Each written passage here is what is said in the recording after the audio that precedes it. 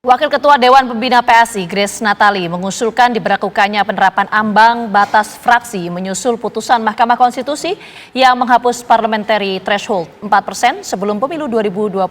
Menurut Grace, pemirsa, dengan adanya fraksi threshold, maka tidak ada suara yang terbuang imbas aturan ambang batas parlemen. Ya, fraksi threshold adalah kebutuhan suara minimum untuk membentuk satu fraksi di DPR yang bisa dibentuk dari partai-partai yang tidak lolos ambang batas 4% suara. Akankah usulan ini bisa diwujudkan? Untuk membahasnya telah bergabung bersama kami politikus PSI Ade Armando, kemudian ada politikus Partai Nasdem Ahmad Saroni dan juga pakar politik Ahmad Hoirul Umam. Selamat sore Bapak-bapak, saya mau ke Mas Ade terlebih dahulu. Mas Ade, bagaimana penjabaran Anda soal usulan fraksi threshold ini?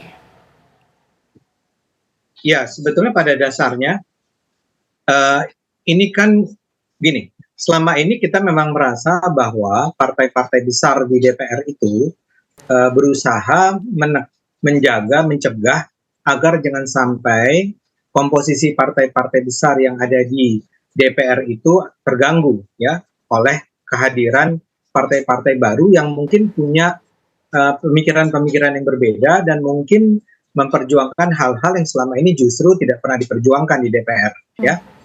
Nah, masalahnya selama ini mereka berhasil mencegah agar partai-partai baru ini tidak lolos, walaupun punya tokoh-tokoh yang sangat populer. Misalnya paling gampang saya menyebut Grace Natali ya. Pada tahun 2019 suara Grace Natali itu sangat tinggi, artinya ada begitu banyak masyarakat, anggota masyarakat di Jakarta yang mempercayai dia untuk bisa menjadi seorang calon anggota legislatif. Tapi gara-gara ada parliamentary threshold, maka PSI ketika itu nggak lolos. Tahun ini pun kita belum pasti apakah kita bisa lolos atau tidak. Nah, akibatnya di dalam parlemen perubahan-perubahan yang kita harapkan, misalnya saja contoh terbaik adalah soal memperjuangkan yang namanya undang-undang perampasan aset. Ya, itu kan sampai sekarang dihambat terus di DPR, tidak pernah bisa menjadi sebuah undang-undang kan? Atau ada banyak lagi lah persoalan-persoalan dengan DPR soal uang reses, ada uang-uang yang hilang begitu saja ya, dan segala macam. Nah, untuk itu kami menganggap bahwa perubahan harus terjadi, hanya bisa terjadi kalau ada banyak orang baru bisa masuk ke DPR. Nah, tapi karena parliamentary threshold ini, maka kita nggak bisa lolos, atau banyak partai, nggak cuma PSI, tapi juga misalnya saja perbedaan Gelora, antara misalnya partai fraksi buruh. threshold dan juga parliamentary threshold ini apa sih sebetulnya? Perspektifnya dari PSI, Bang Ade? Perbedaan antara fraksi threshold dengan apa? Perbedaan antara fraksi threshold dan juga parliamentary threshold? Bukan, fraksi threshold ini kan adalah sebuah gagasan tentang bagaimana caranya agar orang-orang atau partai-partai yang tidak masuk DPR karena suaranya tidak mencukupi 4% itu, ya, itu bisa bergabung dalam fraksi threshold yang kecil-kecil itu, yang suara-suara calegnya itu cukup tinggi, bisa bergabung di sebuah fraksi tertentu, ya. Jadi fraksi itu bukan fraksi partai, tapi fraksi dari partai-partai yang nggak lolos parliamentary threshold. Nah, tapi tujuannya kalau Anda tanya kan tadi, supaya misalnya orang-orang yang idealis, orang-orang yang cemerlang, yang sangat dipercaya oleh masyarakat, itu bisa juga masuk ke dalam DPR, ya, berusaha mempengaruhi tugas-tugas DPR. Itu intinya sebetulnya. Baik, Mas Ade, artinya ini kita tangkap poinnya untuk mengakomodasi para caleg dengan suara tinggi, namun parpolnya tidak lolos PT 4%, begitu ya, Mas Ade? Gimana tanggapannya, responnya, Saya mau Mas sedikit Syaroni? koreksi itu, saya mau boleh sedikit lagi ya. Sedikit yang saja, saya mau Mas Ade. koreksi dari pernyataan Anda adalah bukan untuk para caleg yang tidak tertampung, tapi untuk mengakomodasi kebutuhan masyarakat. Oke, kita tangkap poinnya. Kita tangkap poinnya. Saya mau ke Bang Syahroni. Silakan, tadi katanya ada partai besar yang mencegah kehadiran partai baru. Betul nggak itu, Bang Syahroni? Bang Ade ini asal nyeblak aja. Kalau ngomong tuh kondisinya normal-normal aja. Lu biasanya main-main di tempat lain, lu main sembarangan ada yang ngomong. Siapa yang menjaga-jaga? Nggak ada. Ini kan ada faktor di mana dinamika demokrasi partai politik di pemilu ini kan berjenjang. Tidak semua partai politik dengan mudahnya untuk mendapatkan. Dan tidak bisa mengatakan bahwa ini ada metode orang-orang baru. Semua juga orang baru kok setiap masa 5 tahunan pemilu.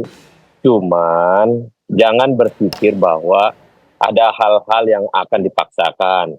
Misalnya, kalau PSI mau masuk ke parlemen, ya usaha aja maksimal. Kalau nggak bisa masuk 2024, ya 2029. Ini semua karena ada usaha dari partai-partai politik yang lain. Dan jangan merasa bahwa mentang-mentang partai politik dilindungi oleh kekuasaan, jadi ngomong seenak-enaknya. Dan masalah undang-undang perampasan aset itu lagi bergulir, Pak Ade. Bapak jangan ngasal ngemeng aja. Bapak kan nggak tahu menahu masalah internal pemerintah dan DPR. Nanti kalau Anda sudah masuk ke parlemen, baru komentarin. Baik, Bang Saroni, tapi menurut Bang Saroni, apakah ini relevan untuk kemudian menjadi usulan di pemilu 2029 menggantikan parliamentary threshold? Nggak ada relevannya. Kalau namanya partai politik dalam posisi berdemokrasi dalam pemilu 5 tahunan, kalau nggak masuk ya sudah, tunggu lagi. Jangan mengusulkan ide-ide seolah-olah caleg-caleg yang bisa mumpuni masuk ditaruh dalam satu tempat fraksi. Apa nama fraksinya? DPR itu adalah perwakilan dari partai politik. Semua partai ada namanya. Masa iya semua orang yang lolos dianggap lolos terus masuk ke dalam satu fraksi yang namanya nggak jelas? Apa namanya? Kan ngaco jadinya. Jangan dibikin ngaco-ngaco Republik ini. Jangan bercanda Bang Ade. Bang Ade lebih ahli untuk mengkritik semua orang. Tapi jangan mengeluarkan ide-ide yang nggak pantas gitu loh.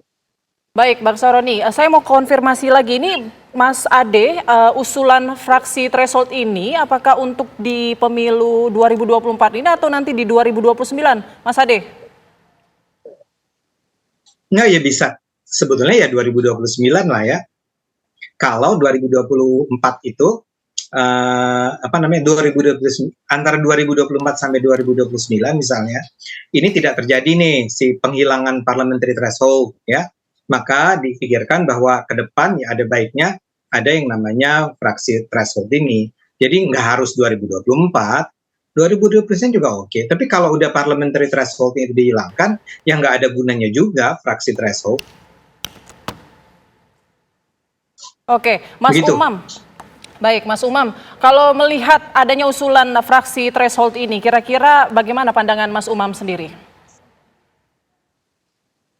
Ya, kalau usulan terkait dengan yang disampaikan oleh PSI, oleh Bang Ade dan teman-teman, tentu itu adalah bagian dari ikhtiar politik PSI ya untuk tetap masuk dalam parlemen, meskipun dalam basis data, kalau misalnya kita menggunakan rujukan dari quick count, memang hitungan per hari ini belum memungkinkan untuk masuk ambang batas 4% parliamentary threshold. Nah, oleh karena itu kalau misal kemudian ingin mencoba memanfaatkan situasi pasca putusan MK yang kemarin juga mencoba untuk menghapus parliamentary threshold, meskipun putusan itu digunakan dalam konteks pemilu di 2029 nanti, maka ya kita memahami itu sebagai sebuah manuver politik dan sah-sah saja terkait dengan penggunaan hak itu. Apakah kemudian nanti logik kemudian dari pihak PSI sendiri bisa kemudian mencoba untuk meyakinkan kekuatan-kekuatan politik di parlemen atau tidak, itu dinamika yang lain. Tetapi saya ingin mengomentari satu hal, Mbak. Di pasal 414 Undang-Undang Nomor 7 tahun 2017 tentang pemilu, khususnya mengatur tentang parliamentary threshold. Dulu itu asbabul wurud dari penggunaan parliamentary threshold adalah digunakan sebagai sebuah upaya untuk penyederhanaan partai dalam konteks partai yang ada di parlemen, yang ada di Senayan. Karena bagaimanapun juga ketika kemudian waktu itu muncul beberapa partai yang terakomodir, terutama mereka yang secara kekuatan relatif kecil, tetapi kemudian karena dalam konteks spiritnya sama, seperti yang disampaikan oleh Mahkamah Konstitusi, yaitu menghormati kedaulatan rakyat yang sudah memberikan hak suaranya, sehingga tidak ada suara yang hilang, tidak ada suara yang hangus. Maka kemudian diberikan ruang. Nah, dalam porsi itu dulu ada beberapa partai yang melebur menjadi sebuah fraksi kecil. Kalau tidak salah satunya adalah fraksi Bintang Reformasi, yang di dalamnya juga ada beberapa partai kecil yang ada di sana, mengikut di sana. Tetapi kemudian dinamikanya menjadi cukup unik. karena barangkali menjadi nature kekuasaan ya. Partai-partai kecil waktu itu dinamikanya mereka mencoba untuk dalam tanda kutip mencari perhatian. Sehingga kemudian setiap manuver, setiap momentum itu dijadikan sebagai sebuah media untuk menunjukkan eksistensi mereka dengan dinamika yang cukup beragam. Nah, akhirnya kemudian di Komisi 2, tepatnya pada tahun sekitar 2007, 2008, momentumnya waktu itu kemudian dimunculkanlah narasi tentang pentingnya penyederhanaan partai politik di Senayan.